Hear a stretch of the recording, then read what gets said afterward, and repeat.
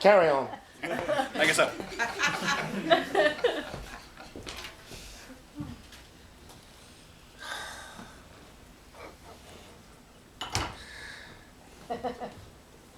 I woke up after surgery at Walter Reed to a striking Army nurse.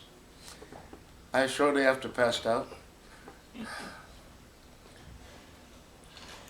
After her next surgery, I woke up and saw her again and said, Jesus, I thought I dreamt you. She said, I wondered why I never heard from you. We dated for a couple of months, and then they sent her to Vietnam.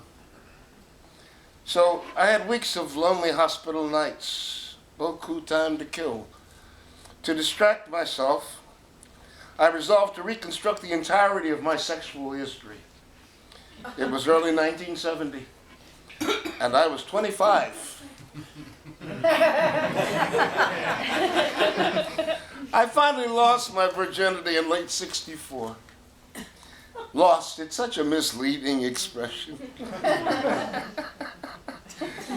A Zoftig Maryland co-ed, a neighbor had tired of flirtation.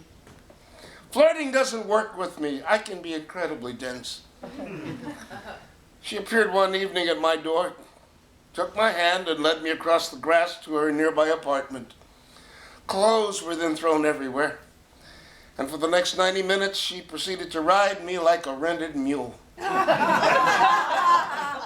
I was weeks shy of my 21st birthday. I've been pathologically wary. It was 1964.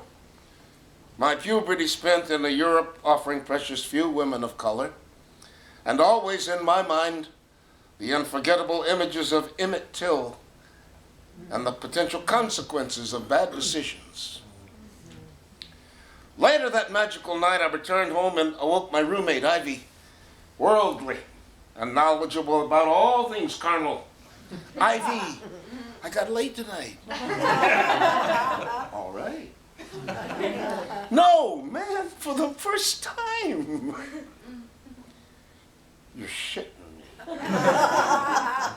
No one knew of my social retardation. I'd always been popular. I just hadn't dated. Not in high school and not till late in college. Ivy, I didn't come. So was she happy? Oh, fuck yeah, she came at least 2 or 3 times. So, next time you'll come. Way to go.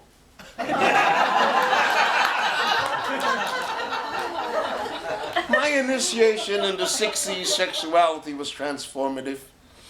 Soon, women just walked up my stairs and knocked with pot or beer or mescaline, or just a smile. And I was a gracious host. I was stunned to discover how easy sex was.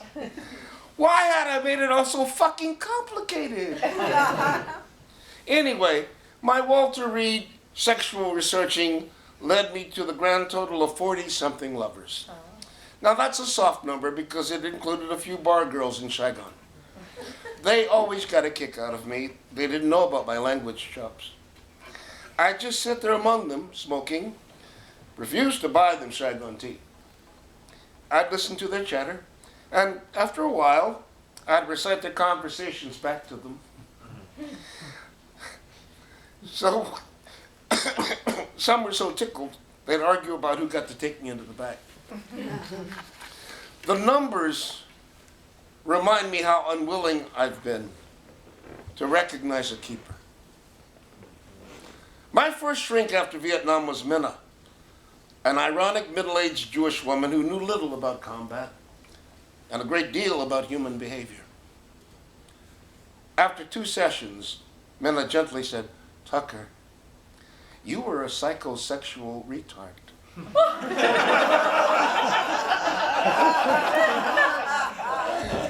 And then one day, now out of the Army and acting school, the unexpected happened. An actress and I had sparred for several months. Her self-assurance and confidence irritated me. But that evening, she learned of her father's sudden death. And we sat up, talking deep into the night. the thunderbolt. I had fallen in love. This was something clearly different from my crushes and lusts. The happiness of someone else had become more important to me than my own. My roommate days later told me that very night a classmate had fallen asleep in my bed waiting for me. Oh, Debbie, Debbie, Debbie, Debbie. Timing is everything. My lady was 18. Beautiful, stupid smart, killer butt, talented, and she existed to challenge all propriety. I was 26, scarred but healing, getting stronger. Within days, I'd invited her to move into my loft with me. Visions of us growing old together. Silly wappet. She aspired to the artist's life, specifically Isadora Duncan. Excess, notoriety, glamour, mystery, lots of scandalous affairs. And she wanted an open relationship. It is 1971, and I am a psychosexual retard. 11 years together unfolded. I worked constantly. She, not so much. And that was difficult for her. She'd pick fights before I'd leave to shoot or record something. Today, I understand that impulse. Then I just found it unsupportive. A couple of her lovers became quite famous, which made working with them uncomfortable for me. We adored each other. Yet our ambitions and jealousies and possessiveness consumed so much of our energies. Our second child was conceived. We had aborted the first, knew we weren't ready. This child we would welcome and raise, sublimate our personalities and become successful parents. This pregnancy was ectopic. Just before Christmas, she hemorrhaged on the subway and very nearly bled out. Then began our descent into the worst of times. A 2-year experiment with lesbianism ensued. There are worse realities than cohabiting with an unhappy lover. Consider daily ball busting from 2 cranky women.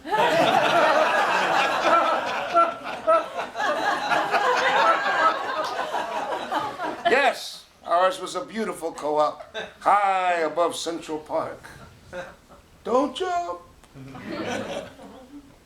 A memory from our dramedy. She and a lover had argued. Her lover spitefully left her bedroom and then entered mine. What the fuck? We were both pissed off and pissed at the same person. Her eyes challenged me. And amazingly, we both moved to my bed. A lot of taboos, right? Which somehow were ignored. Make-up sex is pretty good. Farewell sex is poignant. But revenge sex is singular.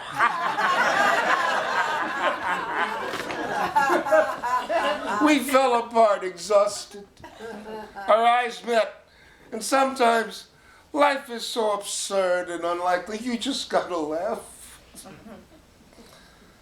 Friends with privileges. I cooked for them. I entertained them. I coached them. I made love to them. I listened to them. I helped them feel valued and attractive and positive. I enjoyed their company. I was grateful to feel connected to humanity. I so often felt estranged. Some past lovers remain close, now married with their own families. Some have crossed over. There seem 3 core qualities of women who have captured my affections: uncommon intelligence, memorable breasts, and emotional instability. For some, unresolved chemistry defeated our best efforts. Years passed. I kept working. My life became compartmentalized. I had my roles, I had my travels, I had my family, I had my music, I had my veteran friends, and I had this rich, colorful sex life, which largely describes the past 40 years. It is clearly the life I purposefully created for myself. Not traditional, not common, but then neither am I. My excuses for not committing to marriage or parenting had a veneer of validity.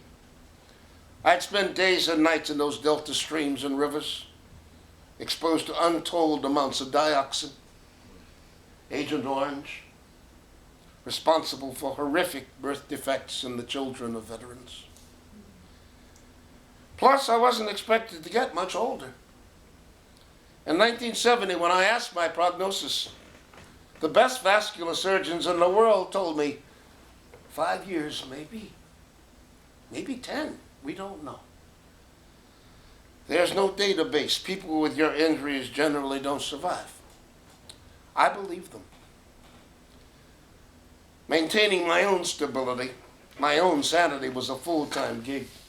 So, stay in your lane, Tucker. You're not the man your father was. But you have the makings for a memorable uncle. And I am proud to say that I am now part of that vascular database. I was to my lovers a safe sexual place. I escorted some to their events like openings and abortions. I created a space where they could just be. With one caveat, I would never commit to them. Not ever. I was a comfort station rather than a destination. Successfully private and discreet. In truth, only my doorman ever had any clue how truly eclectic my life was. But I always kept my word to each of the women in my life. So I was faithful in my fashion. But it was a crazy time. My lady and I had both done the EST training. Some call it a cult. Scientology is a cult. EST was in the dominant self-transformational movement. One night during the break at an EST seminar on making relationships work, an attractive couple walked up. We're getting married. Congratulations. Would you be willing to make love to my fiance? When? Is later tonight good? You're serious? Both nod. Okay, I'll meet you here afterwards. And by golly, they were waiting afterwards. I handed her a helmet, led her to my motorcycle. We drove south to my Tribeca loft, he following close behind. I parked in front and told him, wait here. She and I mounted my stairs and entered my loft. Boy, if that loft could speak, you would sit and listen. 2 public theater opening night parties, 100+ guests, not crowded, 15 huge windows, chestnut beams, oak floors, a heavy bag, a pool table, a fireplace, a rock garden, a bedroom in the center with translucent acrylic walls of amber. I poured us wine, rolled a joint, turned on some Brubeck, and led her into my bedroom. We took our time to undress each other, to admire each other, and then left no stone unturned. Whatever the intention of this curious request, she and I embraced it. Sometime later, I walked her back downstairs where he waited patiently in his car. I hugged her good night, wished them both good luck. I watched them pull away and lit a cigarette. Such a filmic moment. Do not fall in love. It will stick to your face.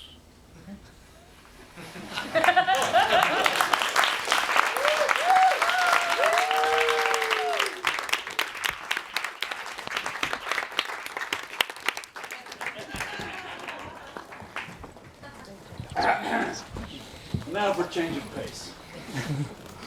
Ladies and gentlemen, please welcome the second place trophyist for horseshoe pitching at the 1988 San Joaquin County Fruit Inspectors Rodeo.